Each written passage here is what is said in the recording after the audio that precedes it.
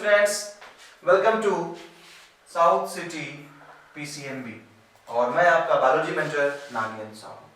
तो भाई हाजिर हुआ आपके लिए अपने चैप्टर बायोटेक्नोलॉजी का आज लास्ट लेक्चर होगा और साथ ही साथ कुछ पीवाईक्यू हम लोग सॉल्व करेंगे जिससे कि आपके एग्जाम में अच्छे से क्वेश्चंस आप सॉल्व कर सकें। तो यहाँ पर बात हम कुछ करेंगे एम्स में पूछे गए क्वेश्चंस की, कुछ पीएमटी में पूछे गए जो हमारे क्वेश्चंस थे 2011-12 के आसपास के। तो लेक्चर के साथ उस क्वेश्चन पे भी डिस्कस करना है जो आपके लिए इंपॉर्टेंट है इस चैप्टर से। और ये मान के चलिए कि जो हमारे मेडिकल में जो हमारे नीट में क्वेश्चन पूछे गए हैं तो हो सकता है कि उससे कुछ एमसीक्यू उठा करके हमारे एकेडमिक एग्जाम में रखे जाएं। इसलिए मैंने ये चीज सोची थी कि चैप्टर के लास्ट में आपको मैं ये टॉपिक बताऊंगा क्वेश्चंस का। और जैसा कि रहा कि हमारा लेक्चर भी इस चैप्टर का लास्ट है तो मैंने सोचा कि भाई आपके लिए वो क्वेश्चन भी रख लिया जाए जिससे थोड़ा सा प्रैक्टिस हो जाए क्वेश्चन की, कुछ इंपॉर्टेंट एमसीक्यूज की, क्योंकि इस बार तो बोर्ड एग्जाम में आपके एमसीक्यू अच्छे खासे आने वाले हैं तो उस एमसीक्यू की प्रैक्टिस के बिहार पर। और मैं बात करूं कि अपने चैनल साउथ सिटी पीसीएमबी की, तो भाई यहाँ पे देखिए physics, chemistry, math and bio का कॉम्बिनेशन आपको एक प्लेटफॉर्म पे मिल रहा है जहां पर आपको नो एनी कॉस्ट आपने लेक्चर को देखना है, चैनल को सब्सक्राइब कर लेना है जिससे कि टाइमली आपको हमारे लेक्चर्स मिलते रहें, क्योंकि अब तो टाइम आने वाला है कि जब हम हर एक चैप्टर के पीवाईक्यू पे डिस्कस करने वाले हैं। तो जो नए व्यूअर्स हैं वो ध्यान रखें भाई कि हमारे चैनल को सब्सक्राइब कर लें और जो हमारे ओल्ड है वो लाइक शेयर करते रहें। चलिए चलते हैं, वीडियो को एंड तक देखना है, बीच में नहीं छोड़ना है। क्यों? क्योंकि एंड पे हम इंपॉर्टेंट क्वेश्चन सॉल्व करने वाले हैं आज बायोटेक्नोलॉजी पे। तो चलिए आज का हमारा लास्ट लेक्चर है process of recombinant DNA technology part second पे। ये चैप्टर की इंपॉर्टेंस ये थी कि हमने इस टेक्नोलॉजी का सहारा लेकर के डिफरेंट टाइप्स के ह्यूमन वेलफेयर के उसमें हमने काम किया, हमने मेडिसिन बनाई, हमने एंटीबॉडीज बनाई और हमने कई सारे बेवरेजेस भी बनाए।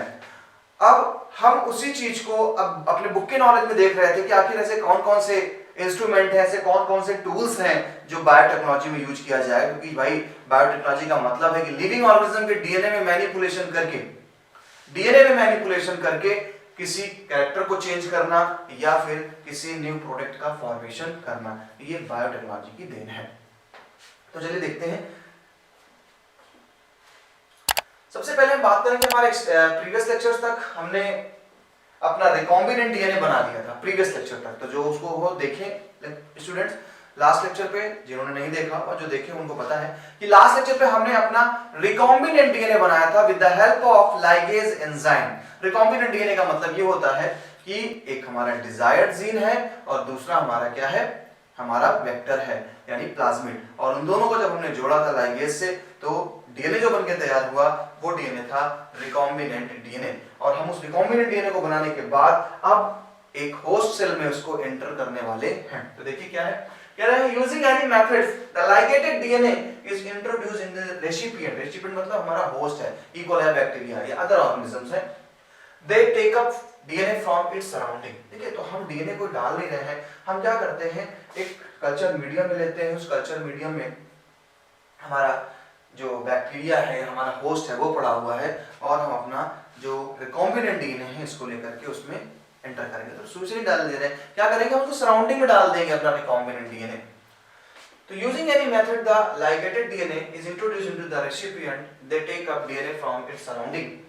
If a recombinant DNA bearing ampicillin resistant gene is transferred into E. coli cells, the host cell become ampicillin resistant cells. If the transformed cells are spread on agar plates containing ampicillin only, transformant will grow, untransformed recipient cells will die.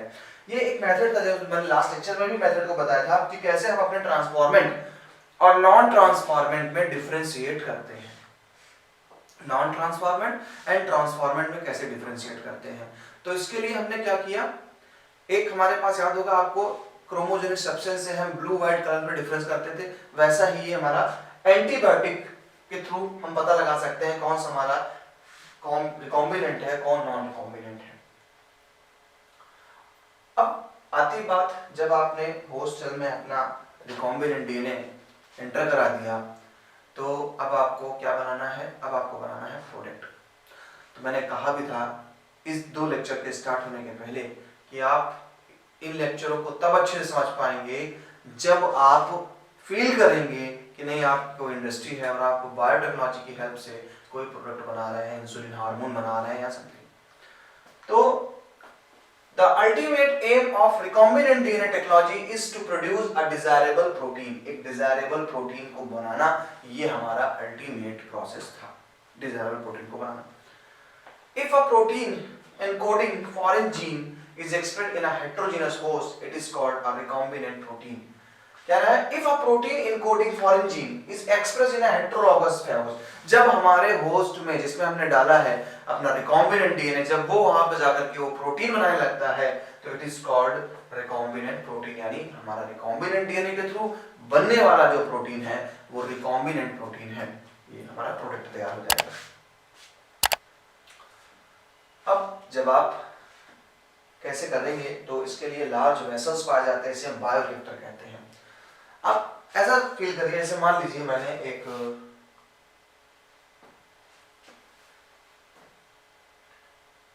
हमने बड़ा tank ले लिया,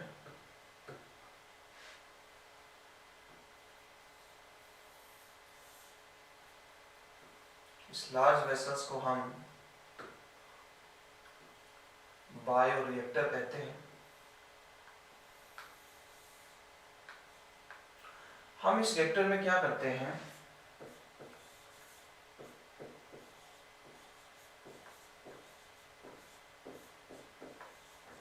ये हमारा bioreactor है। अब यहाँ पर हमने जो अपना एक रिकॉम्बिनेंट ऑर्गेनिज्म बनाया था, यानी हमारे जो होस्ट सेल थे जिनके अंदर हमारा डीएनए रिकॉम्बिनेंट डीएनए पड़ा था, वो हमने डाल दिया और यहाँ पर हमने कल्चर मीडियम डाल दिया। यहाँ पर क्या डाल दिया? Culture medium. अब हम ऑप्टिमम टेम्परेचर देंगे, सब कुछ देंगे जिससे कि हमारा ये बैक्टीरिया ग्रोथ करे। और भाई जब बैक्टीरिया ग्रोथ करेगा, रेस्पिरेशन करेगा, तो ये एक एंड प्रोडक्ट बनाएगा अपना, ये एंड प्रोडक्ट बनाएगा। यही जो एंड प्रोडक्ट है, यही जो प्रोटीन है, ये जो प्रोटीन है, ये प्रोटीन हमारी क्या है? रिकॉम्बिनेंट प्रोटीन है, जिसका हम यूज करेंगे डिफरेंट टाइप के चीजों को बनाने में। वो इंसुलिन हार्मोन हो सकता है, वो ग्रोथ प्रोटीन्स हो सकती है, कुछ भी हो सकती है, हम उसके लिए यूज करेंगे इसको। ठीक है, तो यही है लार्ज वेसल्स को हम बायोरिएक्टर बोलेंगे।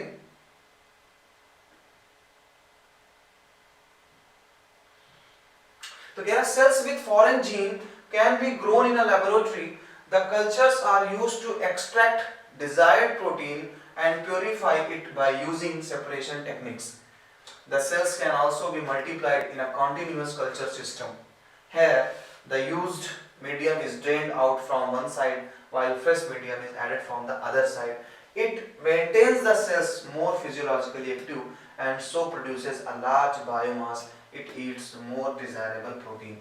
हम जिस कंटेनर में डालेंगे, हम जिस वेसल्स में डालेंगे, उसमें हमारा एक तरफ से जो मीडियम है, जो कल्चर मीडियम है, रॉ मटेरियल है, वो पड़ रहा है, और दूसरी तरफ से हम अपना प्रोडक्ट को भी रिसीव कर रहे हैं। बैक्टीरिया उसमें ग्रोथ करता रहता है और इसके थ्रू हमें हमारे प्रोडक्ट मिलते रहते हैं। देखिए ये लार्ज वेसल्स कुछ ऐसे होते हैं। तो बोर्ड एक क्वेश्चन पूछता है बायोरिएक्टर पे, तो ये आपके आईएससी के लिए एक इंपॉर्टेंट क्वेश्चन है, व्हाट इज बायोरिएक्टर। बायोरिएक्टर क्या है भाई? हमारे लार्ज वेसल्स हैं। आपने होस्ट सेल बना लिया, आपने रिकॉम्बिनेंट डीएनए बना लिया, अब आप इनको एंटर करेंगे कहां पर? हमारे बायोरिएक्टर में। क्योंकि बायोरिएक्टर एक ऐसा रिएक्टर होता है जहां पे ऑप्टिमम टेम्परेचर, ऑप्टिमम पीएच हम मेंटेन करते हैं अपने बैक्टीरिया के लिए, क्योंकि बैक्टीरिया जिंदा रहेंगे, वो 20 मिनट्स में 1 से 2 हो रहे हैं एंड बाई प्रोडक्ट के फॉर्म में वो हमारा केमिकल रिलीज कर रहे हैं, जिसको हम एज अ प्रोटीन मार्केट में सप्लाई करेंगे। तो देखिए बायोरिएक्टर क्या होता है, जाके देख लीजिए।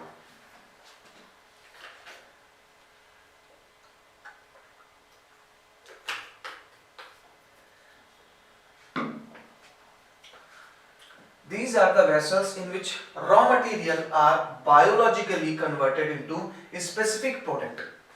वो एंजाइम है यूजिंग माइक्रोबियल, प्लांट, एनिमल और ह्यूमन सेल। कह रहा कि ये वेसल्स है क्या, जो कह रहा है रॉ मटेरियल को बायोलॉजिकली कन्वर्ट कर देता है इनटू अ स्पेसिफिक प्रोडक्ट में या एंजाइम्स में आप उसे बोलते हैं बायोरिएक्टर। सिंपल सी डेफिनेशन है बायोरिएक्टर की, these are the vessels in which raw materials are biologically converted into specific products, enzyme, ठीक है। सेकंड कह रहा है bioreactor are used to produce large quantities of products, large quantities of product, they can process 100 से 1000 litre of culture. यानी अगर हम culture medium डालना चाहें तो हमारे पास वेसल्स बड़े बड़े हैं, 100 लीटर से लेकर के 1000 लीटर के हमारे पास क्या है वेसल्स हैं, जहां पर अपने हम रॉ मटेरियल को एक प्रोडक्ट में कन्वर्ट करते हैं। A bioreactor produces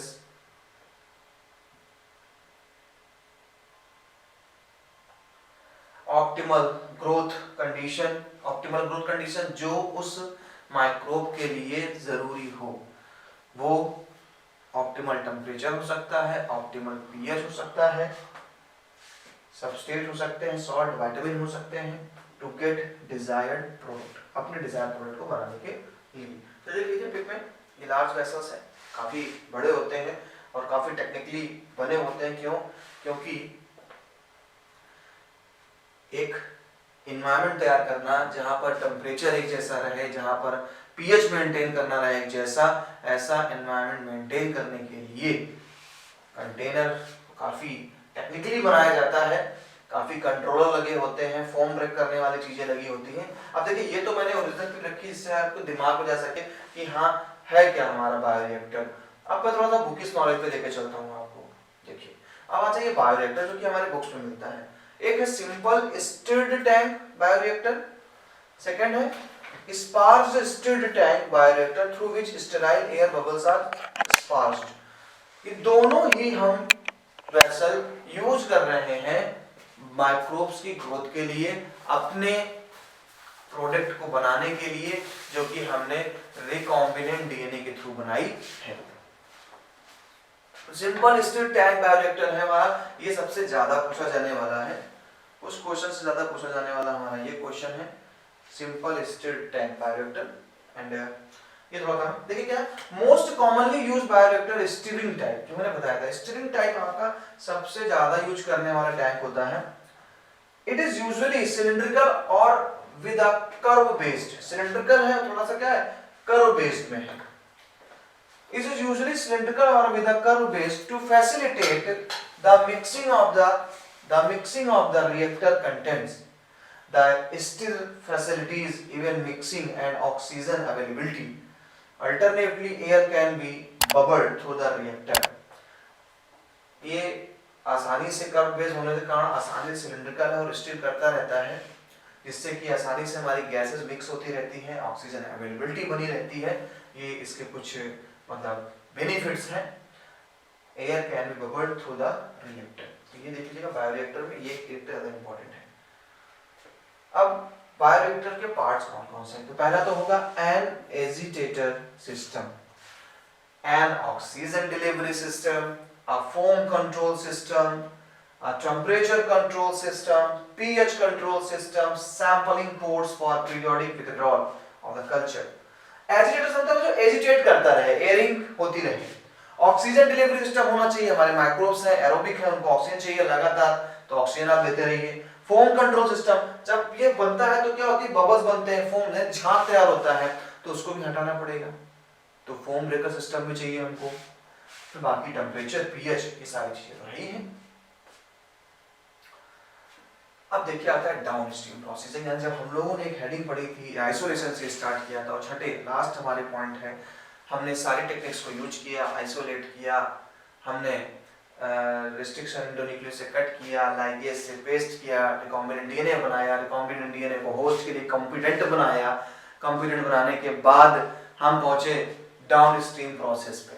और डाउनस्ट्रीम प्रोसेस में क्या बोल रहा है, it is a series of process. तीन लाइनें आपको याद रखनी, तीन चीजें याद कर लीजिए, separation, purification, product. It is a series of a process such as separation and purification of product after the biosynthetic stage. Biosynthetic मतलब जो आप स्टील टैंक में कर रहे थे अभी तक।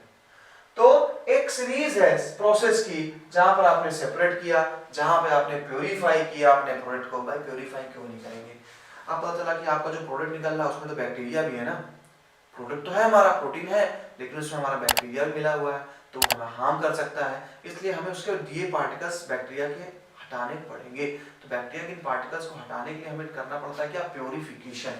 वही हम कर रहे हैं यहाँ पर। It is a series of process such as separation and purification of product after the biosynthetic stage. The product is formulated with suitable preservatives. Such formulation undergoes clinical trials and strict quality control testing होती है। strict मतलब ये नहीं बना लिया product और लगे market में बेचने। strict क्वालिटी टेस्टिंग होगी, ट्रायल होगा। सपोज आपने इंसुलिन बनाया आर्टिफिशियल, तो उसका ट्रायल किया जाएगा।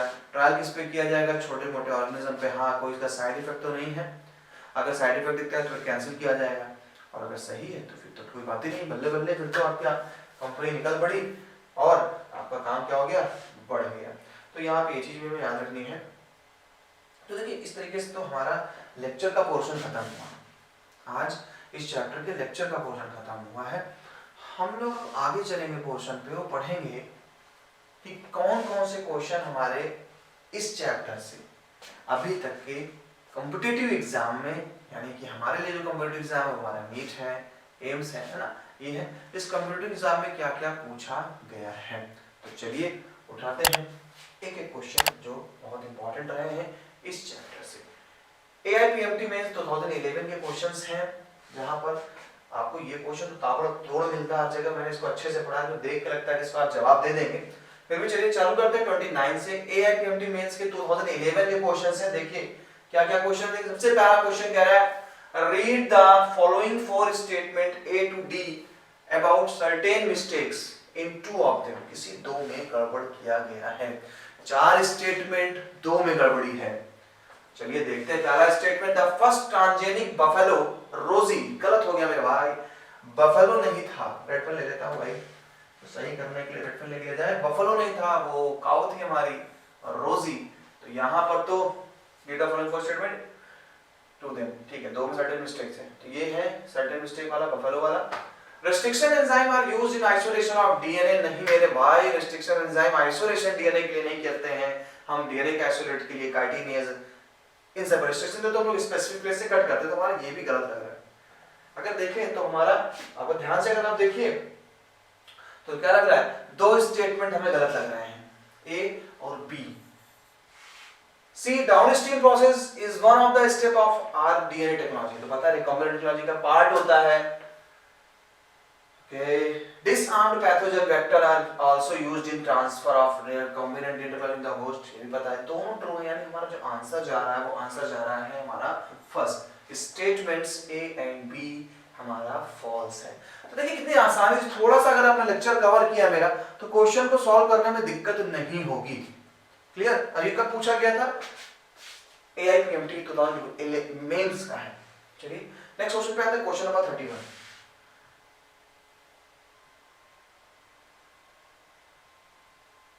क्वेश्चन नंबर 31 जी क्या कहते हैं, जरा देखते हैं।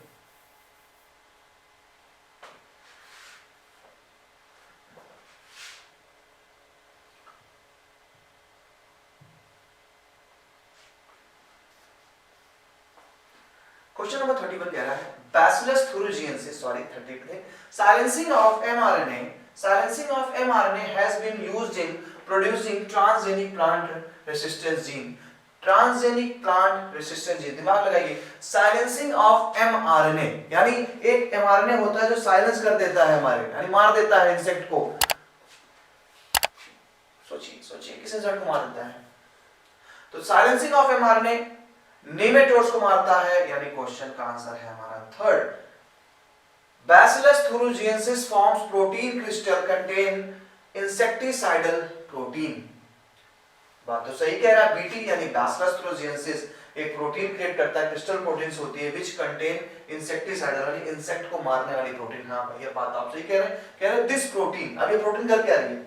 Does not kill the carrier bacteria which is itself resistant to the toxin, bind with the epithelial cell of midgut of the insect, pest ultimately killing. तो बिना सोचे समझे हम समझ जाते हैं कि जो हमारा बैसिलस थ्यूरोजेनेसिस है ये क्राई प्रोटीन बनाता है। क्राई प्रोटीन टॉक्सिक होती है इंसेक्ट के लिए, उसकी जो एपिथेलियम है गट होती है उस गट को रप्चर कर देता है। तो 31 का जो आंसर आएगा बेटा वो सेकंड नंबर सही होगा। क्यों? क्योंकि उसे गट को रप्चर करना है। ये क्वेश्चन बहुत बढ़िया है। क्वेश्चन कह रहा है the figure below is a diagrammatic representation of E coli. आपको पढ़ाया था मैंने, प्रशांत पोरवार बात कर रहे थे ना, पीबीआर 322 आर्टिफिशियल, पहला आर्टिफिशियल हमारा प्लाज्मिड था, वेक्टर था। क्वेश्चन क्या है? कह रहे हैं कि क्या which of the given option correctly identifies the its certain components। कौन सा स्टेटमेंट यहाँ पर सही दिया गया है on the behalf of that diagram। पहला क्वेश्चन कहता है hint third echo R1 selectable marker। hint third and echo R1 no selectable marker वो होता है, याद पहले बोल दे रहा हूँ, selectable marker वो होता है जो रेसिस्टेंस जीन्स होते हैं, एंटीबॉडी रेसिस्टेंस जीन होते हैं। तो ये तो गया भैया बाहर, हटाओ। ओके, गलत है ये statement. AMPR anti tetracycline are antibiotic resistant gene. आप सब मैंने बोला था भी ये चीज कि भाई अगर हम बात करें कि एक सिलेक्टेबल मार्कर का मतलब क्या है, सिलेक्टेबल मार्कर के बड़े इंपॉर्टेंट समझिए पहले क्या होती है। इसके थ्रू हम डिफरेंशिएट कर पाते हैं रिकॉम्बिनेंट एंड नॉन रिकॉम्बिनेंट के बीच में। क्लियर? तो आंसर आपका कैसे ही होगा? Second number. 36 consumption of which one of the following foods can prevent the kind of blindness associated with vitamin A deficiency. किस प्रोडक्ट को आप खाएंगे तो आपकी विटामिन ए की डिफिशियंसी खत्म होगी। क्योंकि ये बायोटेक्नोलॉजी के एप्लीकेशन का चैप्टर का क्वेश्चन है। तो एक राइस बनाई गई थी, गोल्डन राइस, जिसमें विटामिन ए को बनाने वाले बनी, विटामिन ए का कंटेंट बहुत अच्छा था। तो गोल्डन राइस का आंसर रहेगा। तो 36 का आंसर आपका क्या है? गोल्डन राइस को खाने से, ये देखिए बायो प्रोडक्ट का यही जगह इस्तेमाल हुआ है। बायो प्रोडक्ट जो यूज किया गया है वो उसी जगह यूज किया गया है कि लिविंग ऑर्गेनिज्म की हेल्प से हम आर्टिफिशियली प्रोटीन बना लें जिससे कि ऑर्गेनिज्म की ग्रोथ बेहतर हो। नेक्स्ट क्वेश्चन की तरफ बढ़ते हैं। नीट यूजी 2013 में क्वेश्चन पूछा गया है। नीट यूजी 2013 का क्वेश्चन है। चलिए इस पे भी आ जाते हैं, एक क्वेश्चन को सॉल्व करते हैं। सबसे पहला क्वेश्चन हमारे पास आता है the figure below shows 3 steps A, B, C of polymerase chain reaction PCR। PCR बोले तो polymerase chain reaction, अभी पढ़ाया है आपको। Select the option giving correct identification together with what it represents। क्या रिप्रेजेंट करता है? तो मैं इंट्रोड्यूस कर दूं PCR के बारे में। PCR बायोटेक्नोलॉजी में यूज किया जाने वाला एक मेथड था जब हमारे पास हमारे डिजायर्ड डीएनए की कॉपी कम होती है। तो जब डिजायर्ड डीएनए कॉपी हमें कम मिलती है तो हम पीसीआर यूज करते हैं और मिलियंस कॉपीज पा लेते हैं चंद लम्हों में, चंद मिनटों में। इस टेक्निक को पीसीआर नाम दिया गया। बेटा ये जो टेक्निक थी, इस टेक्निक में 3 स्टेप्स हुआ करते थे। पहले देखिए मैं क्वेश्चन समझा दे रहा हूँ, just a minute.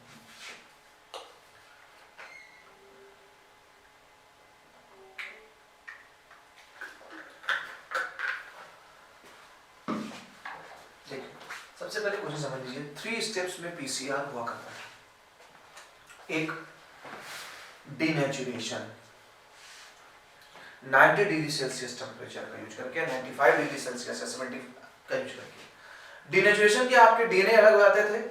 Then denaturation के बाद आया हमारा एनीलिंग, जहां पर प्राइमर यूज किए जाते थे, और एनीलिंग के बाद आया एक्सटेंशन, जहां पर हमारे डीएनए चेन इलोंगेट करती है। यानी 3 स्टेप से आपको गुजरना पड़ेगा। डीनेचुरेशन, एनीलिंग एंड एक्सटेंशन, ये तीनों स्टेप आपको दिखाया जा रहा है। मैं राइट कर दे रहा हूँ कि क्वेश्चन पढ़ ही नहीं रहा हूँ अभी, मैं सीधे आपको सीधे आंसर ही मिल जाना है। सबसे पहला आपने क्या किया? डीनेचुरेशन किया।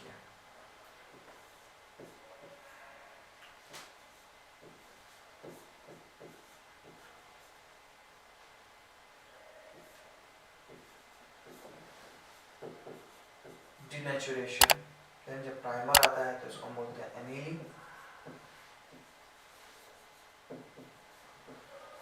और लास्ट में आप पहुंचते हैं एक्सटेंशन।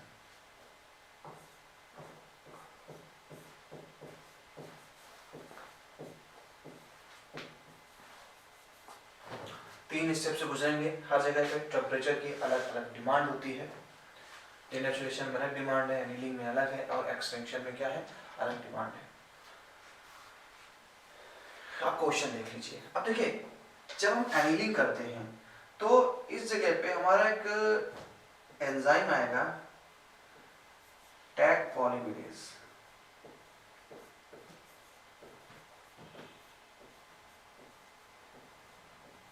एंजाइम क्या है, टैग पॉलीमरेज एंजाइम। ये एंजाइम के अंदर पावर है कि ये एंजाइम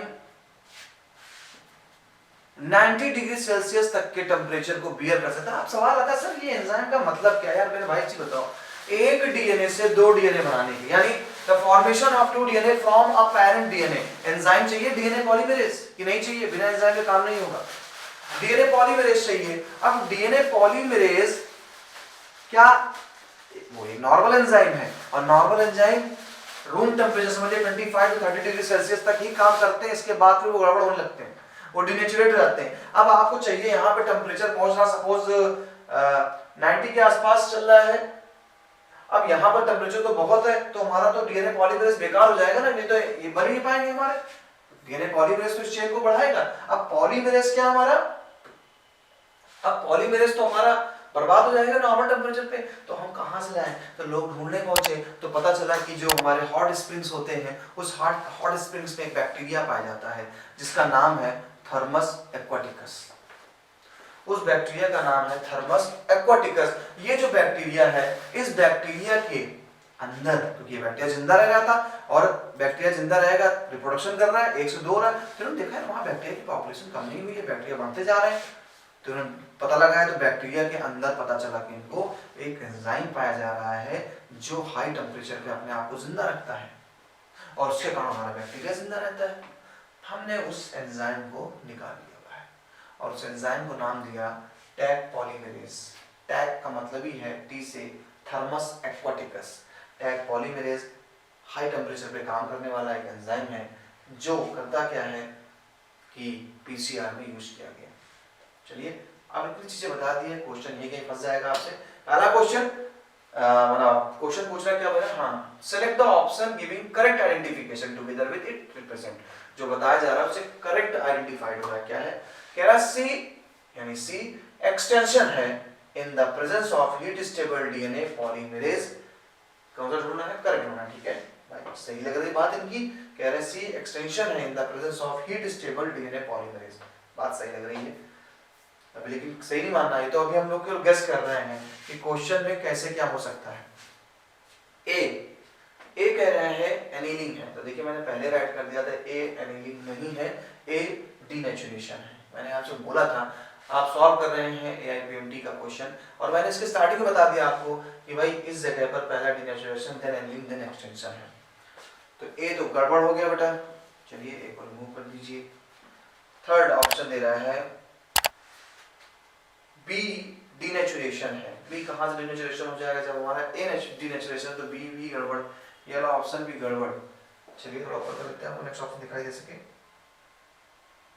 ओके, अब आ जाइए फोर्थ ऑप्शन।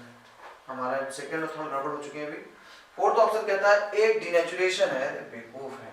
ए कहां, हाँ डीनेचुरेशन है, ठीक है। ए और यानी फर्स्ट एंड फोर्थ में फंस गया मामला। फर्स्ट भी कह रहा है प्रोसेस, सी एक्सटेंशन है, सही बोल रहा था, यहां भी मामला फंस गया। ए डीनेचुरेशन है, बात सही कह रहा है, लेकिन कहानी आगे बढ़ रही है। At a temperature of about 50 degree Celsius, और मैंने क्या कहा था, यहाँ पर लगभग 90 डिग्री सेल्सियस का टेम्परेचर चाहिए होता है। तो हमारे फोर्थ वाले पॉइंट भी गलत हो गया भाई साहब, ले देखे बचा फर्स्ट, और यही ऑप्शन सही था जिस पर हम लोगों ने गेस किया था कि सी एक्सटेंशन है in the presence of heat stable DNA polymerase. Okay, चलिए आते हैं अपने नीट के क्वेश्चन, यूजी 2013 में पूछा गया था। इसको इरेज कर देता हूं।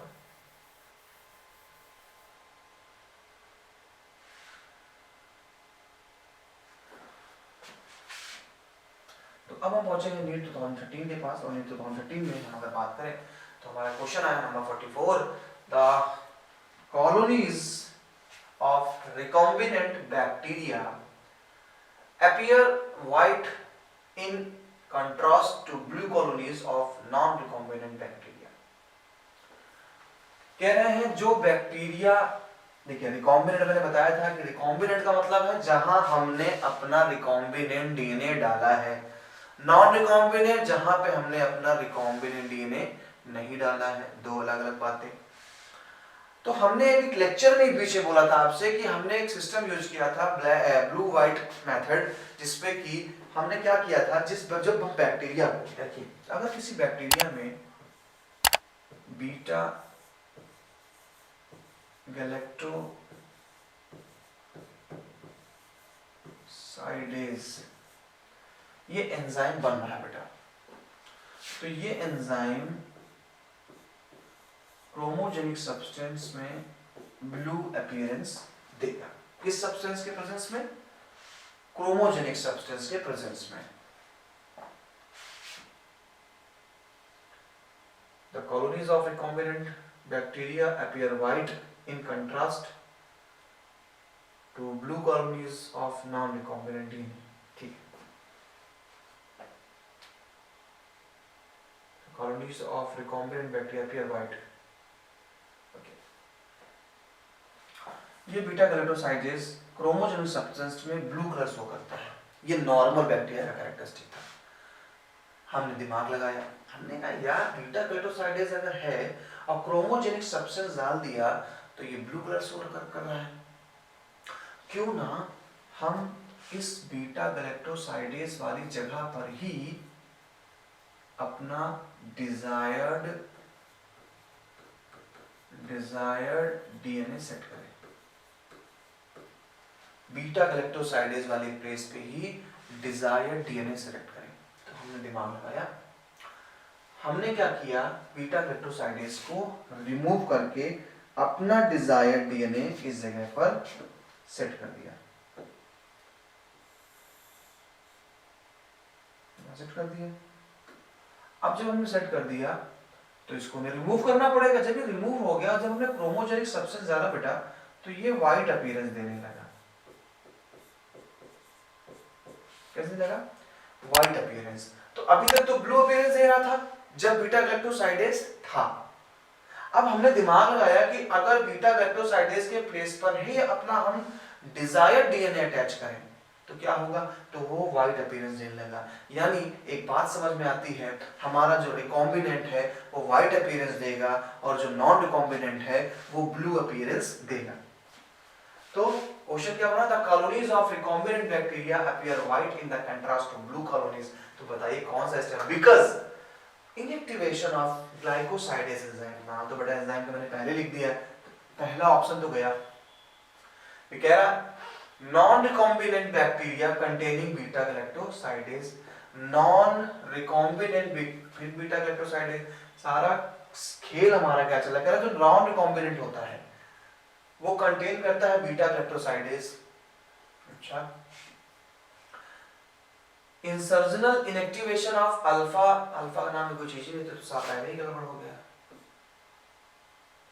बीटा नाम होना चाहिए तो अल्फा तो गया।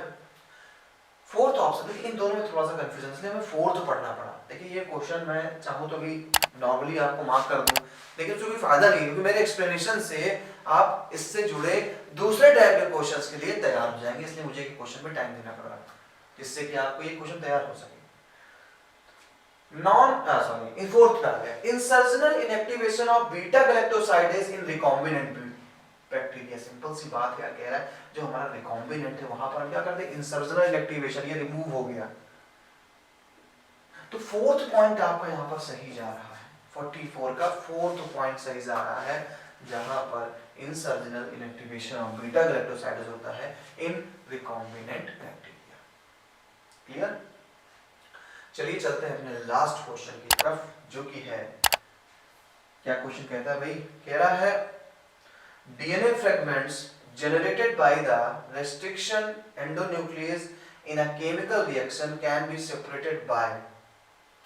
बहुत बढ़िया। कह रहा कि पहले डीएनए के फ्रेगमेंट्स जो हमने काटे हैं रेस्ट्रिक्शन एंडोन्यूक्लियस से, तो सबको समझ में आया। रेस्ट्रिक्शन एंडोन्यूक्लियस पे दूसरा क्वेश्चन बन सकता है मॉलिक्यूलर सीजर पे। आपने रेस्ट्रिक्शन एंडोन्यूक्लियस एंजाइम की हेल्प से कट किया डीएनए को।